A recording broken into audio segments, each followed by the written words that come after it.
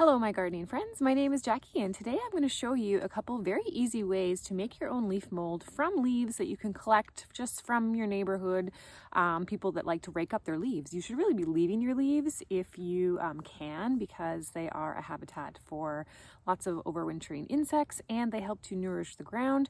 But if you happen to be in an area where you cannot leave your leaves, or if you are like me where you don't have very many trees that are deciduous and drop their leaves, then you are wanting to collect bags of leaves. Leaves are a great addition to the garden. They have many purposes in the garden. They can act as a mulch protective layer. They condition the soil. If you create leaf mold, which is what we're going to do today, you're actually introducing all of the fungi and the microbes that you want in your soil to help build your soil biome. Today I'm going to show you a few methods that I use. Yeah, let's get started.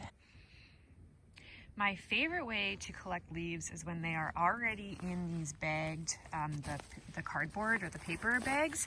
These are from Canadian Tire. I just post in my local group and ask for leaves, and people are very happy to give them away because usually it costs extra to dispose of their leaves, or they have to wait for a special day for like leaf pickup. And I always pick the ones that have already been pre-bagged because you know what, I got enough work to do.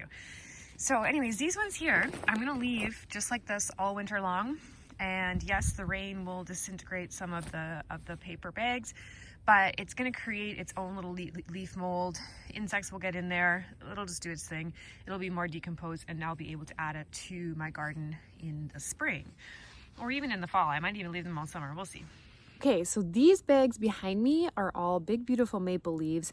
They're in plastic bags. And what I could do, and which is what I did last year, was I poked a bunch of holes in the plastic bags and then I just let them sit out, and I let them sit all through winter and all through summer.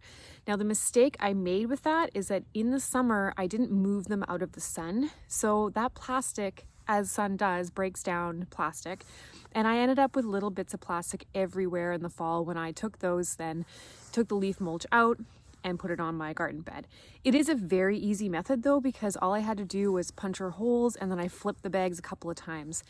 But if you do this method, then please don't leave them out in the sun, because you will end up with little microplastics like all over, and like this hurt me. I had to pick those up and I couldn't get them all. So just be mindful if you're going to be doing that way to make sure that you are protecting them from the sun so that you don't end up with little bits of plastic everywhere.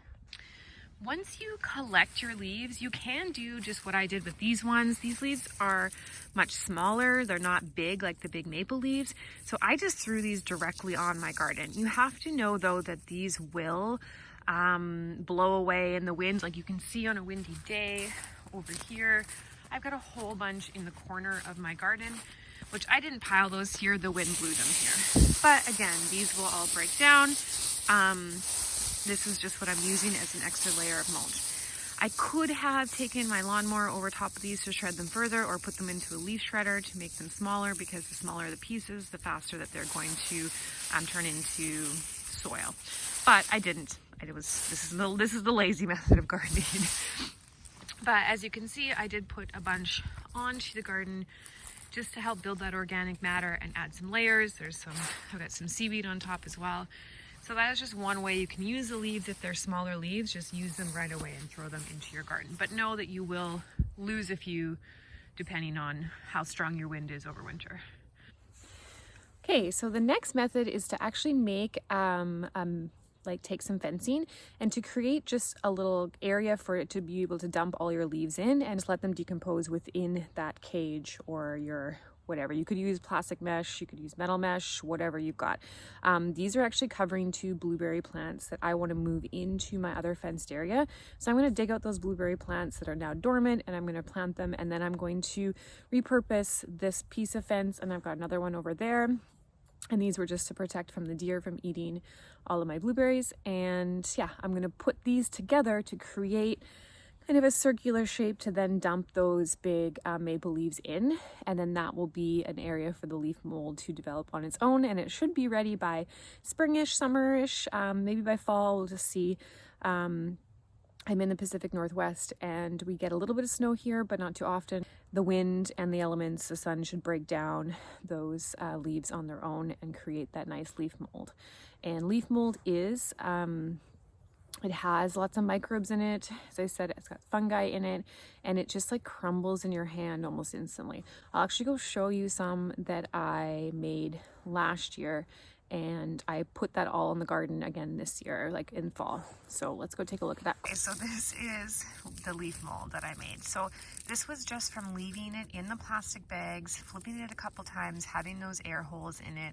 And I mean, there was worms in here when I pulled it out, and like I did with my own hands after I moved it into the wheelbarrow, I did take a gloved hand and I crunched it up further because it was quite easy to break apart.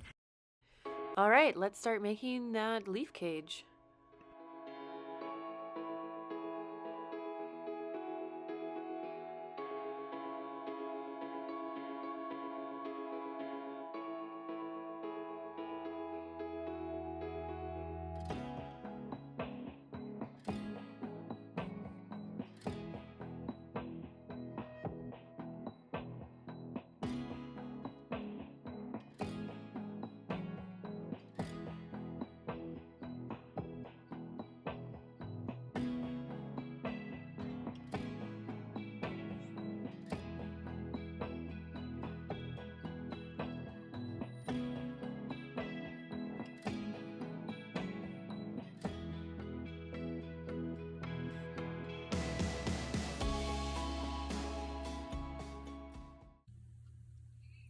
To help speed up the process of my leaf mold compost, I'm going to add some vermicomposting castings and a couple worms in there.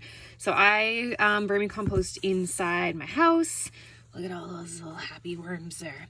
With red wigglers, and oh, these guys are trying to escape over here.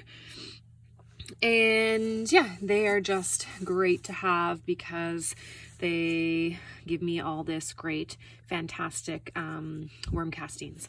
So I'm going to take a couple scoops of those and soak it in water, and then I'll use that water to... This side here is their bedding where I feed them in, and then this side is the finished worm castings. There's a little avocado thing in there.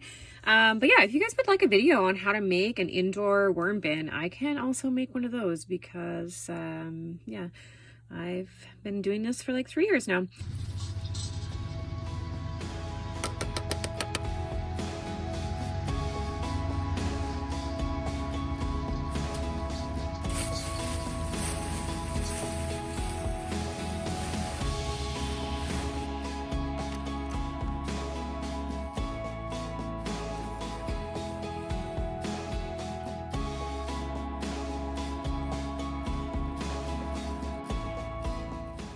And there you have it, 4 easy methods of how to make leaf mold. And now we just sit back and let nature do her thing, and we will have some beautifully composted leaves in 6 months to a year that will be a great soil conditioner for your garden.